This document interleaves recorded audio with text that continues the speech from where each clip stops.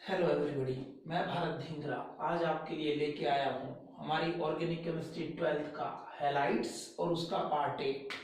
और आज हम पढ़ेंगे हेलो एलिन्स की केमिकल प्रॉपर्टीज। हेलो एल्केन्स की तरह ही इसकी कैटेगरीज की भी जो है केमिकल रिएक्शन की जो कैटेगरीज हैं उनको भी हम कुछ सबटाइटल्स देंगे।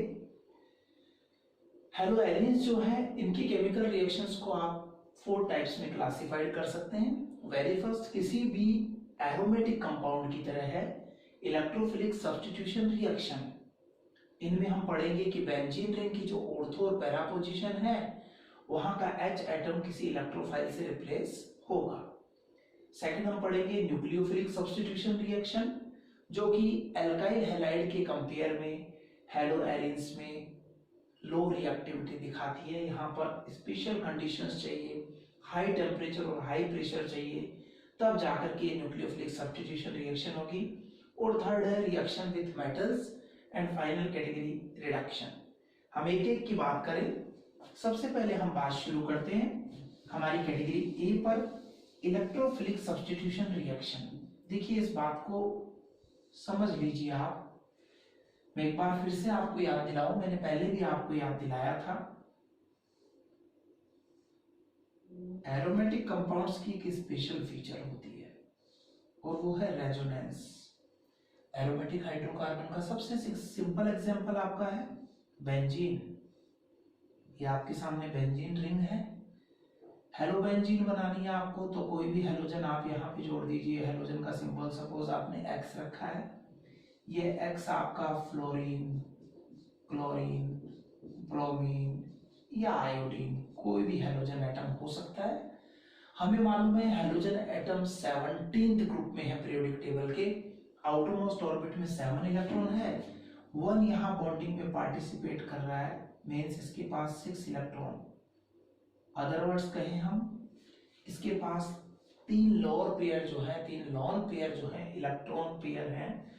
जो 3 लॉन पेयर हैं वो बॉन्डिंग में पार्टिसिपेट नहीं कर रहे। अब देखिए होता क्या है, बेंजीन रिंग जो है ये खुद एक इलेक्ट्रॉन विथड्रॉइंग ग्रुप है, कहीं से भी इलेक्ट्रॉन खींचने की टेंडेंसी रखता है। तो जनरली ये क्या करता है, यहां से हाइड्रोजन के लोन पेयर को अपनी ओर खींचने की टेंडेंसी रखता है। एक चीज मैं आपको समझा दूं, इस लीनियर फॉर्मूले में ये हर कॉर्नर जो है आपके लिए कार्बन है, ये सब कार्बन है। तो आप देखिए इसमें 6 एटम्स ऑफ कार्बन मैंने शो किए हैं। इस कार्बन पे आप थोड़ा सा नजर घुमाइए तो आप क्या देख रहे हैं, 1 2 3 4 बॉन्ड बना रहा है ये, यानी यहाँ के एक हाइड्रोजन को आपने हाइड्रोजन से रिप्लेस कर दिया है। बाकी सब पे आपको 3 बॉन्ड्स नजर आ रहे हैं, यानी सब पे एक एक हाइड्रोजन है 4th बॉन्ड के रूप में। तो देखिए होता क्या है, जैसे ये लोन पेयर यहां आता है इस बेंजीन रिंग में, इस जगह पर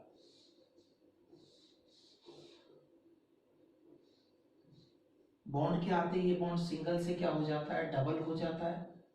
3 की बजाय अब हेलोजन के पास एक लोन पेयर इधर आ गया तो 2 लोन पेयर रह जाते हैं और इलेक्ट्रॉन पेयर जाने से इस हेलोजन पर पॉजिटिव चार्ज आ जाता है। अब देखिए अगर ये वाला बॉन्ड यहां रहा तो इस कार्बन की वैलेंसी को देखें तो ये 1 2 3 4 5 हो नहीं सकता, इसलिए यहां से ये जो इलेक्ट्रॉन है निकलते हैं और नेक्स्ट कार्बन पे शिफ्ट हो जाते हैं। इसलिए ये इलेक्ट्रॉन पेयर आप यहां से हटा दीजिए। एक सिंगल बॉन्ड में 2 इलेक्ट्रॉन्स होते हैं, तो दोनों इलेक्ट्रॉन आपने यहां से शिफ्ट कर दिया। आप चाहें तो इसे इस पोजीशन पे 2 इलेक्ट्रॉन्स के रूप में शो कर सकते हैं, और आप चाहे तो इलेक्ट्रॉन जहां जाते हैं वहां इलेक्ट्रॉन वाला चार्ज यानी नेगेटिव चार्ज यहाँ पे आप दिखा सकते हैं। इन दोनों बॉन्ड्स को आपने कुछ नहीं कहा है, ये ऐसे की ऐसे रहेंगे। हमने पढ़ा हुआ है कार्बन बड़ा स्पेशल एलिमेंट है, ना पॉजिटिव चार्ज आने पर स्टेबल रहता है ना नेगेटिव चार्ज आने पर स्टेबल रहता है, यानी दोनों तरह के चार्ज को ये संभाल नहीं पाता, स्टेबिलिटी नहीं मिलती। तो ये क्या करता है, ये कार्बन एटम इस लोन पेयर को इस कार्बन कार्बन बॉन्ड पे ट्रांसफर करता है। जैसे ये लोन पेयर यहां आता है तो देखिए क्या सिचुएशन बन जाती है, कुछ इस तरह की सिचुएशन बन जाती है। आपने ऊपर वाली सिचुएशन में कुछ नहीं कहा, वही डबल बॉन्ड रखिए। वही हेलोजन पे 2 लोन पेयर दिखाइए, यहाँ पॉजिटिव चार्ज है, ये लोन पेयर यहाँ आ गया तो ये बॉन्ड क्या हो गया, डबल। अब ये डबल हुआ तो देखिए अगर ये वाला भी डबल रहा, वही बात, वैलेंसी इस वाले कार्बन एटम की 1 2 3 4 और 5th यहाँ हाइड्रोजन है, 5 हो नहीं सकती, इसलिए जैसे ये लोन पेयर यहाँ आएगा ये बॉन्ड पेयर नेक्स्ट कार्बन पे शिफ्ट हो जाएगा। तो इसे यहाँ न शो करें आप, यहाँ इस बॉन्ड पेयर को शो करें, इसे आपने कुछ नहीं कहा, ये बॉन्ड ऐसे की ऐसे रह गया। फिर वही बात, जो कार्बन ये था वही कार्बन ये है, अगर ये नेगेटिव को नहीं संभाल पाया ये भी नहीं संभालेगा, ये लोन पेयर फिर बॉन्ड पे ट्रांसफर होगा और ये बॉन्ड फिर नेक्स्ट कार्बन पे ट्रांसफर होगा।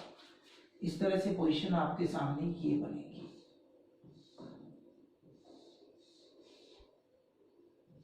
डबल बॉन्ड हेलोजन वाला था, वैसे का वैसा है, ये देखिए ये बॉन्ड था, यहाँ पर ये लोन पेयर आया तो ये बॉन्ड डबल हो गया और ये वाला बॉन्ड नेक्स्ट कार्बन पे ट्रांसफर हो गया, ये यहाँ लोन पेयर हो गया। फिर वही, ये कार्बन भी इस लोन पेयर को नहीं संभाल पाएगा, ये वापस इसे यहाँ ट्रांसफर करेगा, जैसे ये इसको ट्रांसफर करेगा यहाँ का बॉन्ड डबल होगा, डबल डबल सिंगल 5 बॉन्ड्स हो गए, हो नहीं सकता, ये बॉन्ड फिर से हेलोजन पे ट्रांसफर हो जाएगा, यानी यहाँ का इलेक्ट्रॉन पेयर वहां चला जाएगा और आपको कुछ ये स्ट्रक्चर मिलेगी। ये रह गया, ये रह गया, ये बॉन्ड यहाँ आ गया, ये बॉन्ड वापस हेलोजन पे चला गया तो डबल बॉन्ड सिंगल हो गया। तो इस फिनोमिना को देखिए, यहां क्या हुआ, इस फिनोमिना में किसी भी एटम ने अपनी प्लेस चेंज नहीं की, लेकिन उन पर प्रेजेंट इलेक्ट्रॉन थे, वो कभी एटम से बॉन्ड पर और कभी बॉन्ड से एटम पर आ रहे थे। तो इस फिनोमिना को, जिसमें एटम्स अपनी प्लेस को चेंज नहीं करते हैं, केवल लोन पेयर और बॉन्ड पेयर जो इलेक्ट्रॉन्स के हैं वो अपनी प्लेस को चेंज करते हैं, हम रेजोनेंस कहते हैं। तो इस रेजोनेंस की फिनोमिना में आप देख रहे हैं कि कार्बन और हेलोजन के बीच में ये जो बॉन्ड है, इसमें जो सिंगल बॉन्ड था उसमें अब डबल बॉन्ड के कैरेक्टर आ गए हैं। अब डबल बॉन्ड के कैरेक्टर आ गए हैं, इसलिए इस डबल बॉन्ड को तोड़ना अब क्या है, मुश्किल है। ऐसे में X का हैलाइड के रूप में हटना और दूसरे न्यूक्लियोफाइल का आना भी थोड़ा डिफिकल्ट हो गया है, मुश्किल हो गया है। तो अब कोई दूसरा हैलाइड यहाँ आके नहीं, दूसरा न्यूक्लियोफाइल हैलाइड की जगह नॉर्मल कंडीशंस में आके नहीं जुड़ पाएगा, इसलिए हम कहते हैं कि न्यूक्लियोफिलिक सब्स्टिट्यूशन के लिए इसकी रिएक्टिविटी लो हो जाती है। लेकिन आप देख रहे हैं इस रेजोनेंस के कारण इस हेलोजन एटम के ऑर्थो पोजीशंस, इसके अगल और बगल, लेफ्ट और राइट वाले जो कार्बन हैं, इन पोजीशंस को आप ऑर्थो कहते हैं, और इसके सामने वाले यानी पैरा पोजीशंस के कार्बन पे क्या होता है, इलेक्ट्रॉन डेंसिटी इंक्रीज हो जाती है। इसलिए जो इलेक्ट्रोफाइल होता है वो बेंजीन रिंग की ऑर्थो या पैरा पोजीशन पर अटैक करता है और यहाँ के हाइड्रोजन को रिप्लेस करके उसकी जो है खुद ऐड हो जाता है। इसे ही आप इलेक्ट्रोफिलिक सब्स्टिट्यूशन रिएक्शन कहते हैं। तो रेजोनेंस के कारण, रेजोनेंस की सब स्ट्रक्चर एक दूसरे में इंटरचेंज होती हैं, तो रेजोनेंस के कारण क्या होता है, बेंजीन रिंग जो है उसके ऑर्थो और पैरा पोजीशन पर इलेक्ट्रॉन डेंसिटी इंक्रीज हो जाती है। क्योंकि देखिए ये डबल बॉन्ड पहले यहाँ थे दोनों और इधर एक था, अब देखिए उधर दोनों और इधर एक है, यानी ये इलेक्ट्रॉन किन्हीं पर्टिकुलर कार्बन्स के बीच में स्टेबल नहीं होते, डीलोकलाइज होते रहते हैं, अपनी जगह को बदलते रहते हैं, और इसलिए हम इन डबल बॉन्ड्स की जगह ये रिंग दिखाते हैं जिसे आप बेंजीन रिंग कह देते हैं, रेजोनेटिंग रिंग है। और रेजोनेंस की वजह से देखिए इस ऑर्थो पर, यहाँ लास्ट स्ट्रक्चर को देखिए उधर ऑर्थो पर, और इस स्ट्रक्चर को देखिए पैरा पर, क्या होता है, इलेक्ट्रॉन्स के आने के कारण नेगेटिव चार्ज जनरेट हो जाता है।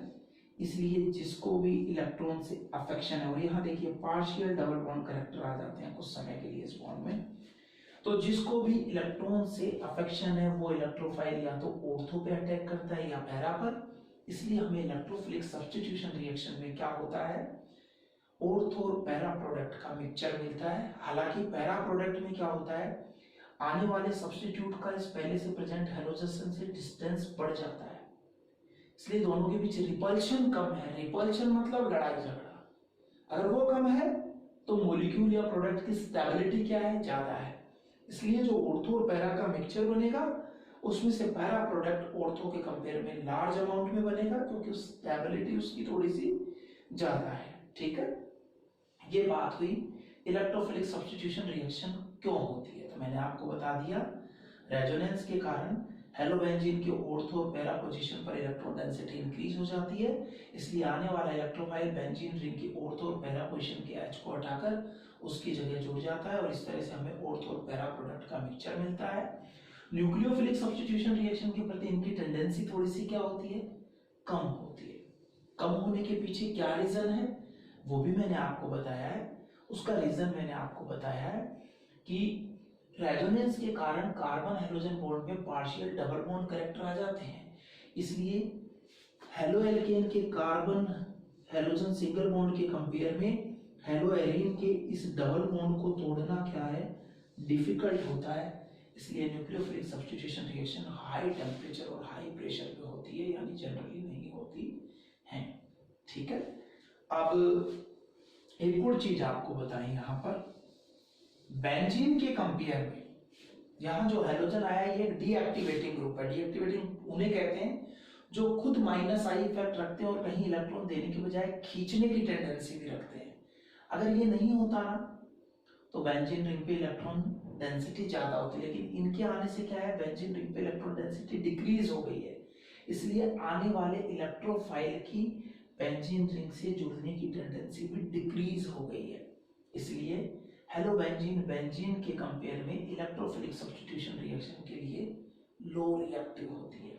हाँ, अगर कोई इलेक्ट्रॉन विड्रॉइंग ग्रुप जैसे नाइट्रो है, नाइट्रो ग्रुप आप जानते हैं, NO2 है, फॉर्मिल है, एल्डिहाइड ग्रुप भी जिसे आप कहते हैं, कार्बोक्सिल है, ये बेंजीन रिंग पर आ जाए तो आपकी जो हेलोबेंजीन है इसकी इलेक्ट्रोफिलिक सब्स्टिट्यूशन के प्रति reactivity increase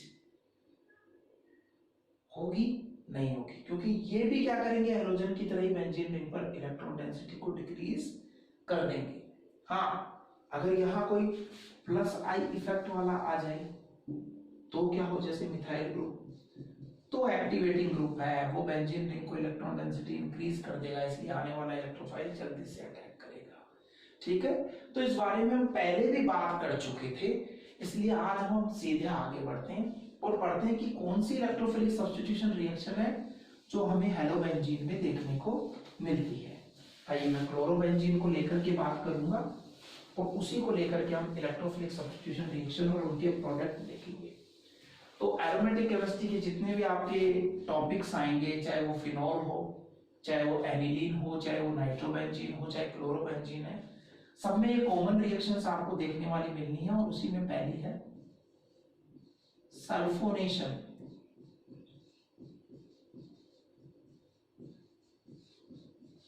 sulphonation Hindi medium के बच्चों के लिए इसका नाम है सल्फोनीकरण। तो देखिए, हम 11th में इंट्रोडक्शन ले चुके हैं, ये एक ग्रुप है SO3H, इसे हम कहते हैं सल्फोनिक ग्रुप। तो बेंजीन रिंग के H एटम का सल्फोनिक ग्रुप से रिप्लेस हो जाना कहलाता है सल्फोनेशन या सल्फोनीकरण। इसमें क्या होता है, बेंजीन रिंग का H एटम इस सल्फोनिक ग्रुप से रिप्लेस हो जाता है। तो जब भी किसी कंपाउंड का आपको सल्फोनेशन करना है तो आप क्या करेंगे, उसकी रिएक्शन कॉन्सेंट्रेटेड सल्फ्यूरिक एसिड से करवाइए। तो देखिए क्या होता है, जब हम क्लोरोबेंजीन की रिएक्शन, ये बेंजीन, ये क्लोरोबेंजीन,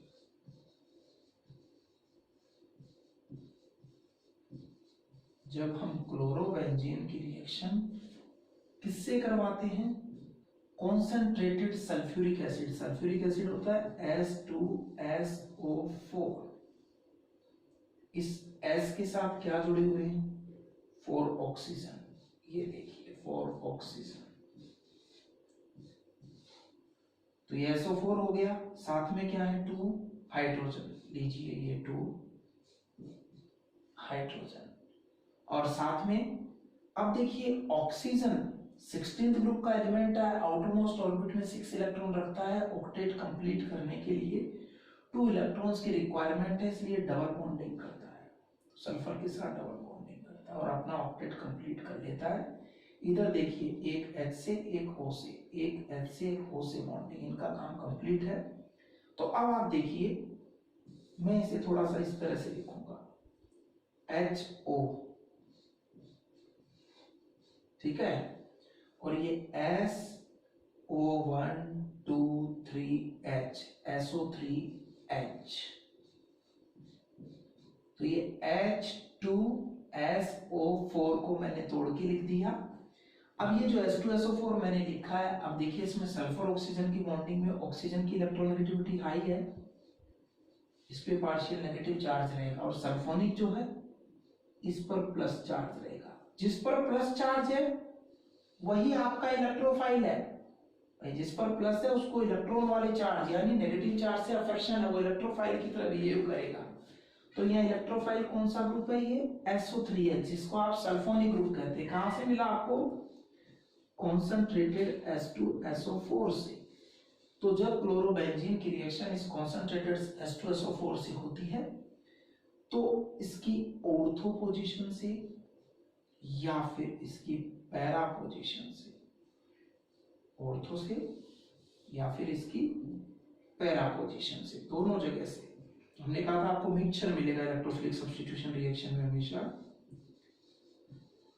तो ये देखिए पैरा पोजीशन से क्या होता है, H विदाउट इलेक्ट्रॉन जाएगा इस OH के साथ, और ये H और OH आपस में मिलके क्या बना लेंगे, H2O। ये देखिए यहाँ से ये OH और यहाँ ये H, वाटर निकल गया। ये यहाँ से भी निकल सकता है और ये यहाँ से भी निकल सकता है, वाटर निकल गया। अब क्या बचा, सल्फोनिक ग्रुप। सल्फोनिक ग्रुप के सल्फर पर पॉजिटिव चार्ज है, ये इलेक्ट्रोफाइल की तरह बिहेव करेगा, बेंजीन रिंग के H एटम की जगह आकर जुड़ जाएगा। ऑर्थो की जगह जुड़ा है तो आपको ये कंपाउंड मिलेगा।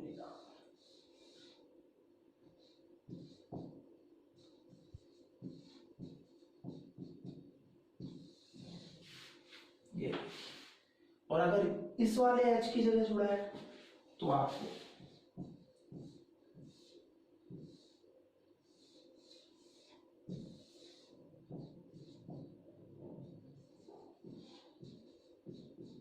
ये कंपाउंड मिलेगा। और मैंने आपको पहले ही बताया था कि ऑर्थो के कंपेयर में जो पैरा है वो प्रोडक्ट स्टेबल होता है, इसलिए मैन प्रोडक्ट यानी एक्सेस में वो बनता है और स्मॉल अमाउंट में हमारा ऑर्थो प्रोडक्ट बनता है। जो प्रोडक्ट बना है उसमें बेंजीन रिंग का H एटम सल्फोनिक ग्रुप से रिप्लेस हुआ है, इसलिए इस प्रोसेस को सल्फोनेशन कहते हैं। और बनने वाले प्रोडक्ट के नाम आप लिखना चाहें तो आपको मालूम है, जब एक से ज्यादा फंक्शनल ग्रुप प्रेजेंट हो तो जो प्रायोरिटी ऑर्डर में पहले आता है, प्राथमिकता सूची इनकी एक होती है, उसमें जो पहले आता है उसको पेरेंटल मानते हैं। तो सल्फोनिक और क्लोरो में से क्लोरो सब्स्टिट्यूट बन जाएगा, प्रतिस्थापी बनेगा, और ये पेरेंटल ग्रुप। तो जिन कंपाउंड्स में ये होता है उनमें सफिक्स के रूप में पीछे जोड़ देते हैं नेम में हम सल्फोनिक अम्ल, सल्फोनिक एसिड। तो ये है बेंजीन, बेंजीन से जुड़ा हुआ है सल्फोनिक ग्रुप, तो इसका नाम हो गया बेंजीन सल्फोनिक एसिड, और ये भी हो गया बेंजीन सल्फोनिक एसिड। काउंटिंग वहां से करेंगे जिधर से सल्फोनिक ग्रुप पास हो। तो यहाँ पर 2 पर सब्स्टिट्यूट के रूप में कौन है, क्लोरो, तो आप इसे कहेंगे 2 क्लोरो बेंजीन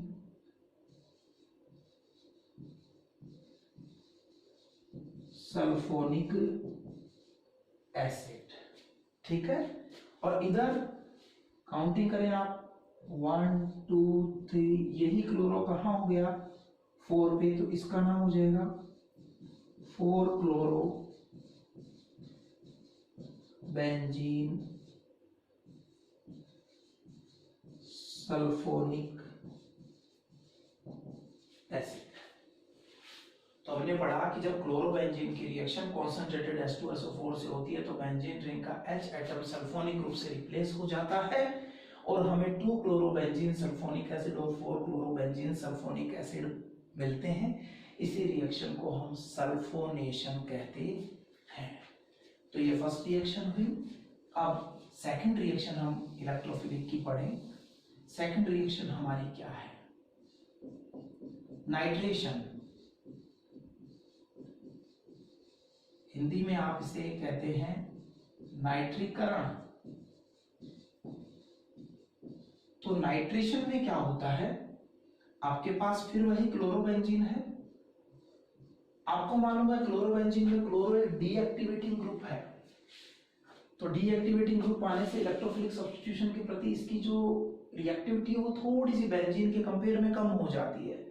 इसलिए ये सीधे नाइट्रिक एसिड से रिएक्ट करके नाइट्रेशन कर ले, नाइट्रो ग्रुप दे दे, ऐसा नहीं हो पाता। तो इसको यहाँ पर कॉन्सेंट्रेटेड H2SO4 की भी जरूरत पड़ती है। और कॉन्सेंट्रेटेड H2SO4 के प्रेजेंस में ये क्या करता है?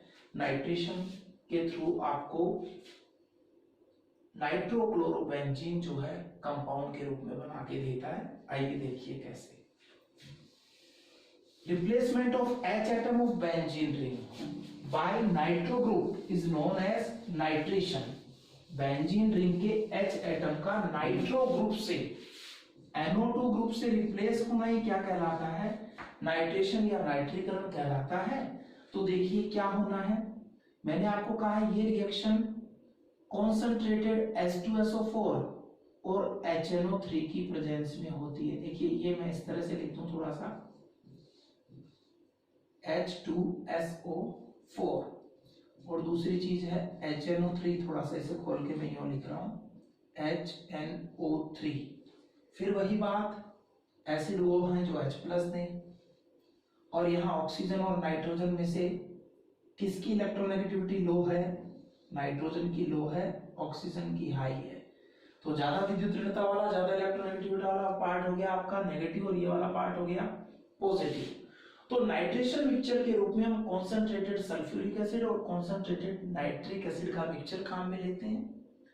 ये कॉन्सेंट्रेटेड H2SO4 क्या करता है? नाइट्रिक एसिड से रिएक्ट करके आपको इलेक्ट्रोफाइल प्रोवाइड करता है। इसका ये काम होता है। यहाँ इससे रिएक्ट करेगा और इससे रिएक्ट करेगा तो देखिए क्या होगा। यहां से इसका H+ इसके OH- को ले जाएगा और ये H+ और OH- आपस में मिलके क्या बना लेंगे? वाटर बना लेंगे H2O। आपके लिए क्या बचा? NO2+।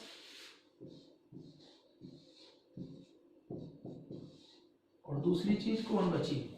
HSO4-, बाद वाला पार्ट है। तो नाइट्रेशन की इस प्रोसेस में क्या होगा? पहले कॉन्सेंट्रेटेड H2SO4 और कॉन्सेंट्रेटेड नाइट्रिक एसिड आपस में रिएक्ट करेंगे और नाइट्रोनियम आयन बनाएंगे। ये नाइट्रोनियम आयन है, यही आपके लिए कौन है? इलेक्ट्रोफाइल है। अब ये इलेक्ट्रोफाइल यहां से कहां जाएगा? बेंजीन रिंग पर जहां इलेक्ट्रॉन है तो रिएक्ट करेगा क्लोरोबेंजीन से। और क्लोरोबेंजीन में दो पोजीशन है जहां इलेक्ट्रॉन एक्सेस में हो सकते हैं, एक ऑर्थो और दूसरी पैरा।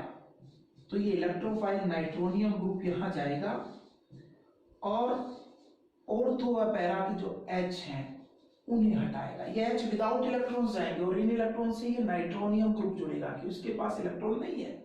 तो इलेक्ट्रॉन के लिए ही तो ये यहां आ रहा है, इसलिए यहां से हाइड्रोजन को विदाउट इलेक्ट्रॉन हटाएगा ये इलेक्ट्रोफाइल और यहां आके जुड़ गया। तो देखिए क्या होगा, अगर ऑर्थो वाले H की जगह जुड़ा तो ये कंपाउंड मिला जिसमें ऑर्थो पोजीशन पे नाइट्रो आ गया। और अगर इस H की जगह जुड़ेगा तो आपको मिलेगा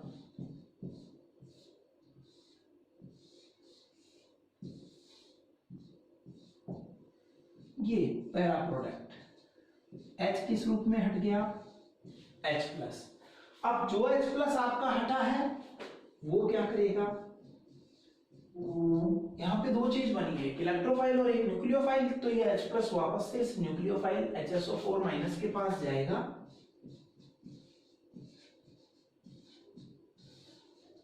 और दोनों मिलके फिर से क्या बना लेंगे? H2SO4।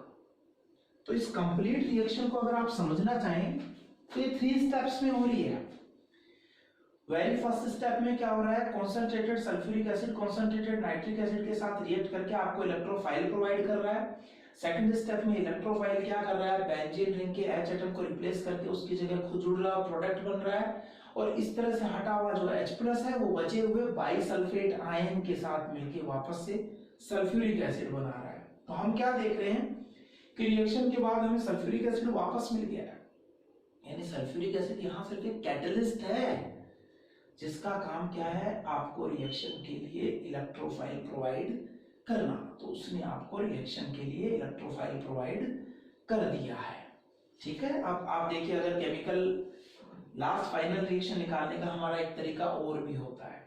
हम क्या करते हैं, लेफ्ट और राइट में जो कॉमन है, तो लेफ्ट के कॉमन आपस में जुड़ जाते हैं, राइट के कॉमन आपस में जुड़ जाते हैं, और लेफ्ट और राइट में जो कॉमन है वो कट हो जाते हैं। जैसे यहाँ आपके पास H2SO4 है, तो सपोज ये कट गया और यहाँ से H2SO4 भी कट गया, इधर रिएक्टेंट था इधर प्रोडक्ट था, वापस मिल गया आपको। नाइट्रोनियम आयन यहाँ प्रोडक्ट था, यहाँ न्यूट्रलाइज हो गया, कट हो गया। बाइसल्फेट आयन यहाँ रिएक्टेंट है, यहाँ प्रोडक्ट है, कट हो गया। H+ आयन यहाँ रिएक्टेंट है, यहाँ प्रोडक्ट है, कट हो गया। तो अब देखिए बचा क्या है आपके पास, लेफ्ट साइड में सब तो कट हो गया, दो ही चीज बची है, एक ये जिसको आप कहते हैं क्लोरोबेंजीन, और एक ये जिसे आप कहते हैं नाइट्रिक एसिड। यानी इन रियल रिएक्शन किसके बीच हो रही है, क्लोरोबेंजीन और नाइट्रिक एसिड के बीच में हो रही है। और राइट साइड में देखिए आपके पास ये दो प्रोडक्ट और इनके साथ क्या है, वाटर। ये आपके फाइनल प्रोडक्ट हो गए दोनों, बाकी सब बीच में बने, बीच में ही गई, इंटरमीडिएट स्पीशीज थी, बीच में खत्म हो गई। तो फाइनल रिएक्शन में क्या होगा, क्लोरोबेंजीन नाइट्रिक एसिड दोनों प्रोडक्ट ये, और साथ में वाटर। आप चाहें तो देखिए किस तरह से शो कर सकते हैं, एक साथ आप लिखना चाहें तो मैं आपको बताऊं आपको कैसे शो कर देना चाहिए। देखिए ये बचा,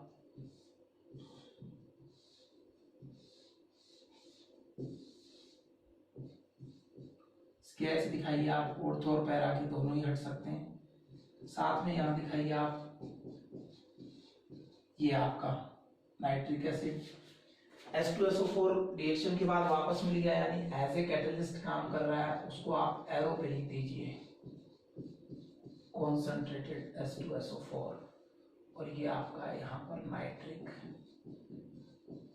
एसिड, ये भी कॉन्सेंट्रेटेड है।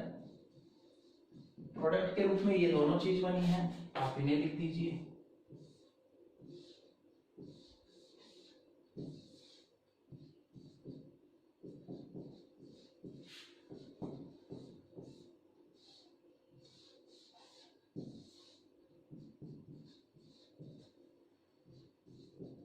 और बाहर निकला है कौन, इस OH के साथ ये H, ये निकले या ये निकले, यानी वाटर। ये फाइनल रिएक्शन हो गई। तो ये तो मैंने मैकेनिज्म बताया आपको कि इलेक्ट्रोफिलिक सब्स्टिट्यूशन रिएक्शन हुई कैसे। पहले नाइट्रोनियम के रूप में इलेक्ट्रोफाइल बना, उसने बेंजीन रिंग के H एटम को रिप्लेस किया, आपको दो तरह के प्रोडक्ट दिए, ऑर्थो पैरा। जो H+ हटा उसने वापस बाइसल्फेट आयन से रिएक्ट किया, फिर से H2SO4 का फॉर्मेशन किया। इस तरह से आपकी ये इलेक्ट्रोफिलिक सब्स्टिट्यूशन रिएक्शन हुई। और अब बनने वाले प्रोडक्ट का आप नोमेनक्लेचर करना चाहते हैं, कोई बहुत बड़ा इश्यू नहीं है, बहुत सिंपल सा है। अब बेंजीन रिंग पर फिर से आपके पास दो ग्रुप है, तो देखिए नाइट्रो और क्लोरो दोनों को एज ए सब्स्टिट्यूट ही कंसीडर किया जाता है। अब अल्फाबेटिकली देख लीजिए कि दोनों में से कौन पहले आना चाहिए। तो अल्फाबेटिकली क्लोरो का C और नाइट्रो का N, पहले क्लोरो ही आएगा, तो ये 1 और ये 2, और यहाँ ये 1 और ये 4, 1 2 3 4, 1 2 3 4 कहीं से भी आइए।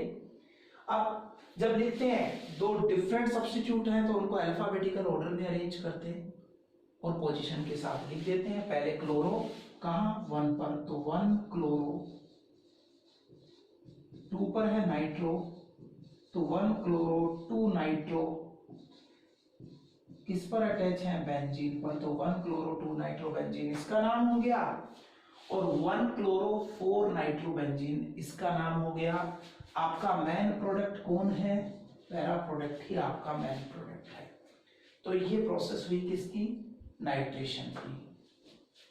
अब इलेक्ट्रोफिलिक सब्स्टिट्यूशन रिएक्शन क्लोरोबेंजीन की जो हम पढ़ रहे हैं, इसमें थर्ड जो बहुत इंपॉर्टेंट है, आगे भी आपके लिए यूटिलाइज होगी, इस पर हम बात करते हैं। वैसे तीनों ही इंपॉर्टेंट है, हर एरोमेटिक कंपाउंड चाहे वो क्लोरोबेंजीन हो, फिनोल हो, एनिलीन हो, नाइट्रोबेंजीन हो, सबके केसेस में आपने पढ़नी है। तो तीनों को ढंग से पढ़ें, लेकिन फिर भी ये नेम्ड रिएक्शन और नेम्ड रिएक्शन ऑर्गेनिक केमिस्ट्री में बहुत इंपॉर्टेंट हो जाती है। तो Friedel craft reaction, Friedel craft reaction आपके लिए बहुत इंपॉर्टेंट रिएक्शन है, ये भी हर जगह आपको देखने को मिलनी है। फ्रीडेल क्राफ्ट रिएक्शन को हम दो तरह से कैटेगराइज करते हैं। एक होता है फ्रीडेल क्राफ्ट एल्काइलेशन और दूसरा होता है फ्रीडेल क्राफ्ट एसाइलेशन। अब देखिए, sulphonation, replacement of H atom by sulphonic group, nitration, replacement of H atom by nitro group.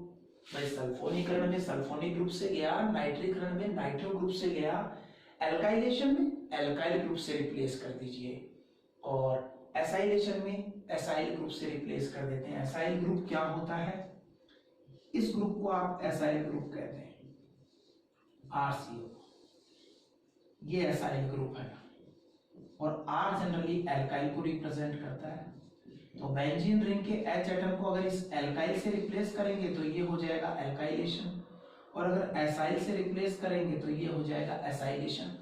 किसी भी कंपाउंड का आप एल्काइलेशन करना चाहते हैं तो उसकी रिएक्शन एल्काइल हैलाइड से करवा दीजिए, और एसाइलेशन करवाना चाहते हैं तो एसिड हैलाइड से करवा दीजिए। तो दो तरह की रिएक्शन है, Friedel craft alkylation and Friedel Crafts acylation. समझने की बात इतनी सी है कि फ्रीडेल क्राफ्ट का ये एसाइलेशन और एल्काइलेशन जो होता है, ये आपके एक लेविस एसिड एल्यूमिनियम क्लोराइड की प्रेजेंस में होता है। एल्यूमिनियम क्लोराइड, ये AlCl3, इसको लेविस एसिड कहते हैं। कैसे? मैं क्लियर करूंगा आपको, हालांकि ये सब चीजें हम 9-10 से ही पढ़ लेते हैं, लेकिन फिर भी मैं एक बार आपको रिकॉल करवा रहा हूं। एल्यूमिनियम के साथ 3 क्लोरीन अटैच हैं, सबको पता है। एल्यूमिनियम 13th ग्रुप का मेंबर है, आउटरमोस्ट ऑर्बिट में 3 इलेक्ट्रॉन रखता है। हाइड्रोजन 17th ग्रुप की आउटरमोस्ट ऑर्बिट में 7 इलेक्ट्रॉन रखती हैं, तो 7 वाली अपने 1-1 इलेक्ट्रॉन की इसके साथ पेयरिंग कर लेती हैं। तो 7 वाली जो है, जैसे एक क्लोरीन देख लीजिए आप, इसके पास 7 है, 2 2 4 2 6 1 7, लेकिन बॉन्डिंग करते इसका ऑक्टेट क्या हो गया? कंप्लीट। ठीक ऐसे इसका भी हो जाएगा, इसका भी हो जाएगा, लेकिन आप इस सेंट्रल एल्यूमिनियम पे ध्यान दीजिए। 3 बॉन्ड्स 3 इलेक्ट्रॉन से करने के बाद भी इसके आउटरमोस्ट ऑर्बिट में 6 इलेक्ट्रॉन हुआ, इसका ऑक्टेट कंप्लीट नहीं है। तो लेविस कहते हैं जिन मॉलिक्यूल्स के सेंट्रल एटम का ऑक्टेट कंप्लीट नहीं होता है, जो इलेक्ट्रॉन डेफिशिएंट होते हैं, जिन पे इलेक्ट्रॉनों की कमी होती है, अष्टक पूर्ण नहीं होता है, वो लेविस एसिड की तरह बिहेव करते हैं। तो ये लेविस एसिड AlCl3 इस फ्रीडेल क्राफ्ट रिएक्शन का कैटलिस्ट है, जो आपके लिए बड़ा इंपॉर्टेंट है।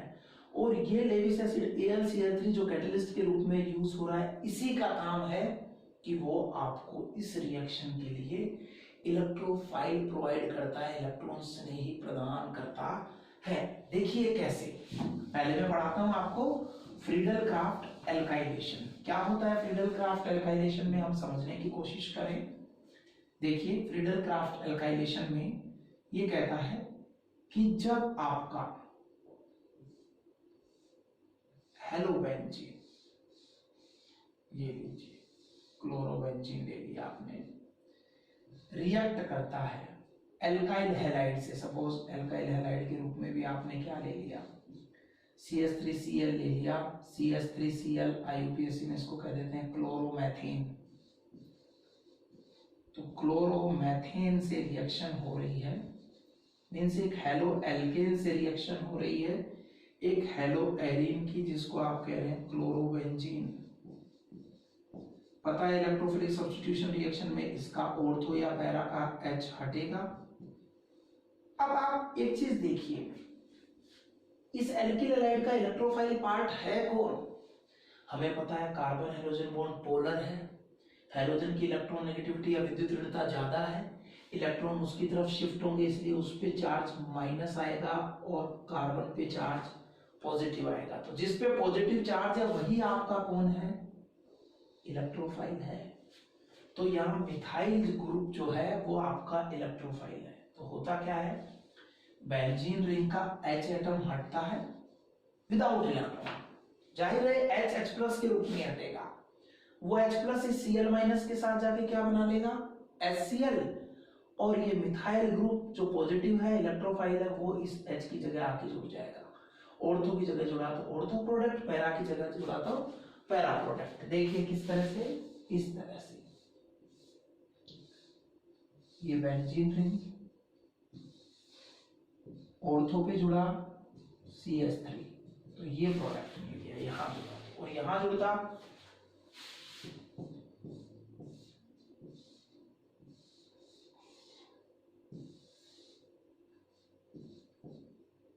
तो ये पैरा प्रोडक्ट बन जाता, पैरा बन गया यहां से।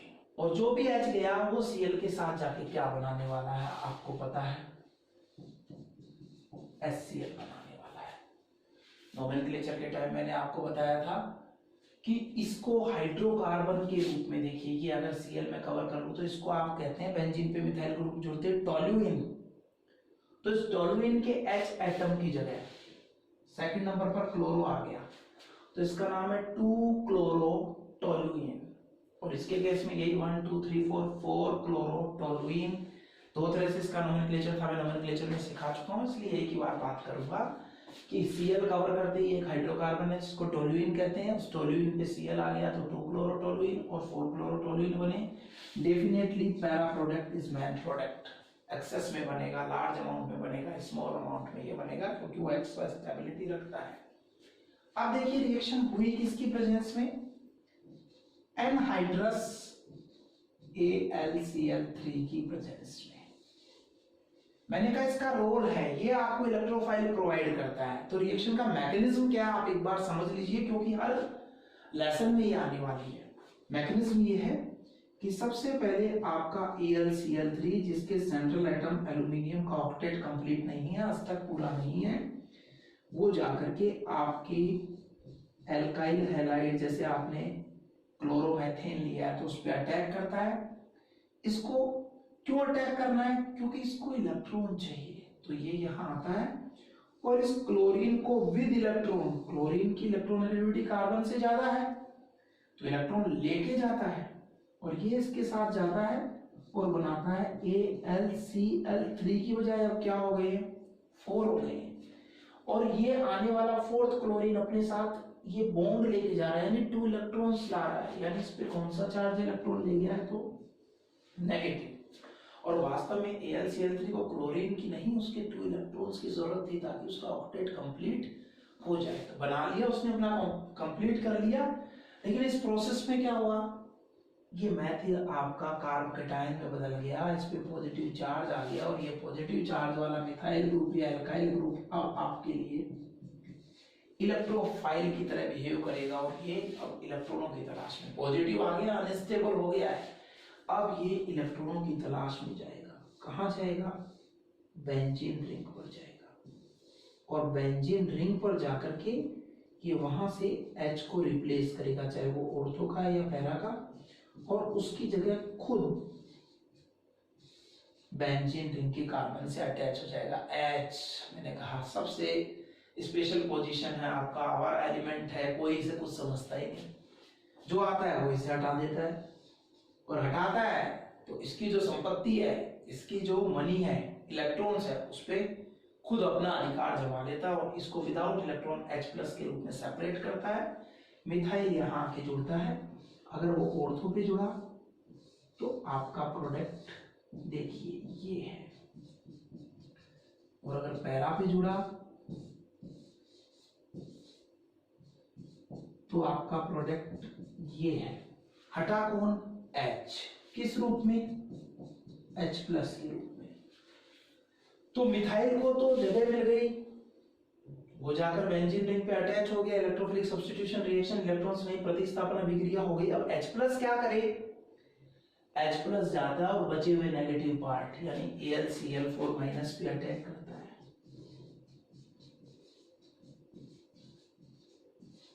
और वापस इससे जाकर ये इलेक्ट्रॉन सहित किसको ले लेता है? क्लोरीन को। वही बात ना, हाइड्रोजन फर्स्ट ग्रुप का एलिमेंट है और हमने पढ़ा था फर्स्ट ग्रुप के एलिमेंट 17th ग्रुप के साथ बड़ा अफेक्शन रखते हैं, एक को देना एक को लेना। इसलिए Cl अपने इलेक्ट्रॉन के साथ H प्लस के साथ जाके जुड़ता है, HCl बनाता है और AlCl4 माइनस फिर से किसमें कन्वर्ट हो जाता है? AlCl3।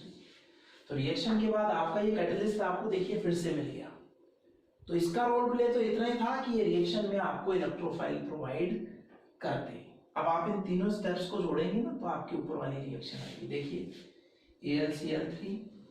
AlCl3 यहाँ पर फिर देखिए मिथाइल यहाँ बना, यहाँ यूज हो गया, AlCl4 माइनस यहाँ बना, यहाँ यूज हो गया, H प्लस यहाँ बना, यहाँ यूज हो गया। अब जो यूज हो गए मैं उन्हें मिटाऊं। आप देखिए ये मिटाया, ये मिटाया, ये मिटाया, ये मिटा दिए, ये मिटा दिया और ये मिटा दिया। अब देखिए क्या बचा आपका?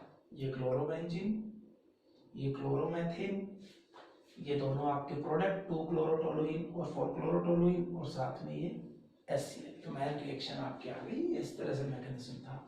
तो फ्रीडल-क्राफ्ट एल्काइलेशन क्या है? When chlorobenzene reacts with alkyl halide in the presence of anhydrous AlCl3, H atom of benzene ring is replaced by alkyl group. This reaction is known as Friedel-Crafts alkylation. The function of anhydrous AlCl3 is to provide electrophile for the reaction. तो Friedel-Crafts एल्किलीकरण Hindi medium के लिए हम इसे कहते हैं। ये क्या है कि जब क्लोरोबेंजीन निर्जल AlCl3 की उपस्थिति में हेलो एल्केन या एल्किल हैलाइड से रिएक्ट करता है तो बेंजीन रिंग का H परमाणु किससे रिप्लेस हो जाता है? ये H परमाणु एल्काइल ग्रुप से रिप्लेस हो जाता है। इसको हम फ्रीडल-क्राफ्ट एल्किलीकरण कह देते हैं। यहाँ पर निर्जल AlCl3 का काम रिएक्शन के लिए इलेक्ट्रॉन्स ने ही एल्काइल ग्रुप प्रोवाइड करना है, प्रदान करना है। अब इसी कैटेगरी में सेकंड आती है फ्रीडल-क्राफ्ट एसाइलेशन। देखिए जब एल्काइलेशन करना हो तो मैंने आपको कह दिया हर जगह फ्रीडल-क्राफ्ट एल्काइलेशन में एल्किल हैलाइड यूज होगा, कैटलिस्ट AlCl3 होगा, चाहे वो किसी भी कंपाउंड की हो। और अब आप पढ़ रहे हैं फ्रीडल-क्राफ्ट एसाइलेशन में। एसाइलेशन में क्या होगा? H एटम एसाइल ग्रुप से रिप्लेस हो जाएगा। एसाइल ग्रुप क्या है?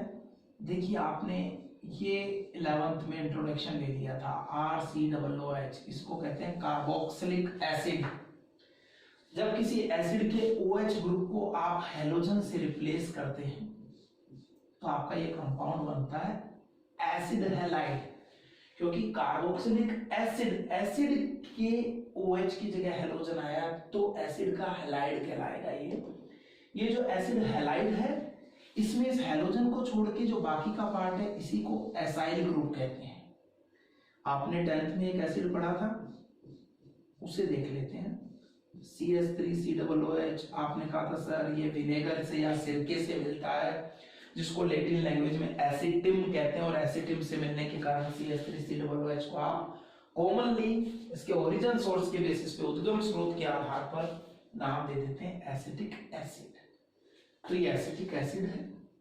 अगर आपने इस एसिडिक एसिड के OH को हटाया तो ये ग्रुप बनेगा एसिटिल,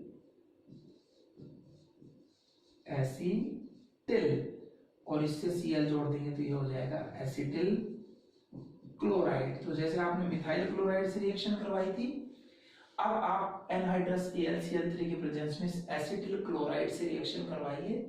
H एटम इस एसिटिल ग्रुप से रिप्लेस हो जाएगा। इस प्रोसेस को आप एसिटाइलेशन कह देंगे। तो देखिए क्या होता है, हम समझने की कोशिश करें। हमारे पास फिर से कंपाउंड है, मैकेनिज्म भी आप बना सकते हैं, कोई बड़ा इश्यू नहीं है। अब इसको हम डायरेक्ट ही पढ़ लेते हैं। क्लोरोबेंजीन, H एटम, वही दोनों में से कोई एक जाना है, इसलिए दोनों को दिखा रहा हूं मैं। रिएक्शन हो रही है किससे? एसिटिल क्लोराइड से। एसिटिल क्लोराइड को मैं थोड़ा सा इस तरह से लिख देता हूँ, CH3CO एसिटिल और ये Cl। अब पता है ये नेगेटिव, ये पार्ट पॉजिटिव, तो यहाँ से H निकलेगा पॉजिटिव के रूप में विदाउट इलेक्ट्रॉन, और Cl विद इलेक्ट्रॉन जाएगा। क्या निकाल लेंगे? HCl। बचा हुआ ये जो आपका एसिटाइल ग्रुप है, इसके कार्बन पर पॉजिटिव चार्ज है, इलेक्ट्रोफाइल की तरह बिहेव करेगा, इलेक्ट्रॉन से नहीं की तरह व्यवहार करेगा और H की जगह जाकर के जुड़ जाएगा, और देखिए कंपाउंड बनेगा आपका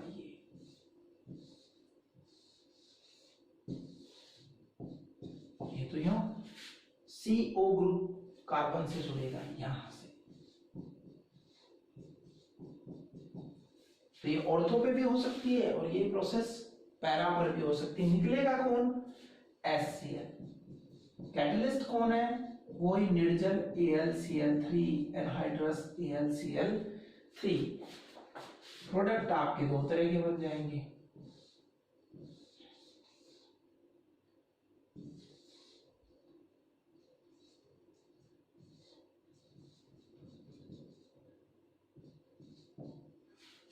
ठीक है, तो आपको ऑर्थो और पैरा प्रोडक्ट का पिक्चर मिलेगा। हाइड्रोजन क्लोरीन के साथ जाके वही एल्किलेशन की तरह HCl निकाल लेगा और आपको एसाइल ग्रुप जो यहाँ पर एसिटाइल है वो रिंग पर मिल जाएगा। तो इसे फ्रीडल क्राफ्ट एसिटाइलेशन CH3CO लेने पर, और RCO लिया तो फ्रीडल क्राफ्ट एसाइलेशन आप कह देंगे। रिएक्शन वैसी होगी, पहले AlCl3 इस पे अटैक करेगा, AlCl3 के साथ ये Cl जाके AlCl4 माइनस बनाएगा। ये जो बना है ये जाके H को हटाएगा और खुद जुड़ जाएगा। जो H हटाया है वो बने हुए AlCl4 माइनस से रिएक्ट करेगा और HCl और AlCl3 बनाएगा। सेम मैकेनिज्म है, वैसे के वैसे आप लिख सकते हैं। कंपाउंड के नोमेनक्लेचर की बात करें तो देखिए, कार्बोनिल ग्रुप के इधर भी कार्बन इधर भी कार्बन, ये पोजीशन होती है कीटोन्स में। तो ये कीटोन है, तो कीटोन के रूप में इसका नाम लिखा जाएगा और यहाँ क्लोरो को एज ए सब्स्टिट्यूट मानेंगे। यहाँ ये कीटोनिक ग्रुप का जो कार्बन है इसके सेकंड पर ये है, तो यहाँ पर इसे बोलेंगे 2 क्लोरो। अब एसिटिल कीटोन के रूप में बोला जाएगा यहाँ एसिटो CH3CO, और यहाँ पर अब कार्बन है ये फेनिल ग्रुप, कीटोनिक ग्रुप में फिनॉन बन जाएगा और इसे आप बोलेंगे 2 क्लोरो एसिटोफिनॉन, और उसके केस में यही चीज हो जाएगी 4 क्लोरो एसिटोफिनॉन। इस तरह से हमने पढ़ी फ्रीडल क्राफ्ट एसाइलेशन। तो ये फ्रीडल क्राफ्ट रिएक्शन हुई। इसी के साथ हमारी जो क्लोरोबेंजीन है उनकी इलेक्ट्रोफिलिक सब्स्टिट्यूशन रिएक्शन जो है ये कंप्लीट होती है। तो मैं फिर आपके लिए दोहरा दूं मैंने क्या बोला है। फ्रीडल क्राफ्ट रिएक्शन बड़ी इंपॉर्टेंट है। AlCl3 का यूज पूछा जाता है एग्जाम में, क्या यूज है? ये रिएक्शन के लिए हमें इलेक्ट्रोफाइल प्रोवाइड करता है। इलेक्ट्रोफाइल प्रोवाइड करने का काम आपको फ्रीडल क्राफ्ट रिएक्शन में कौन करता है? Anhydrous AlCl3। ये एग्जाम में पूछ लिया जाता है। दो तरह का है, एल्काइलेशन एसाइलेशन। एल्काइलेशन में एल्काइल हैलाइड से, एसाइलेशन में एसिड हैलाइड से आप इसकी रिएक्शन करवा दीजिए। तो आज के लिए हमने पढ़ी हेलो एरियंस की इलेक्ट्रोफिलिक सब्स्टिट्यूशन रिएक्शन। अब मैं पार्ट 9 आपके लिए लेके आऊंगा और उस दिन हम chemical properties of hello Aryans को कंप्लीट कर लेंगे।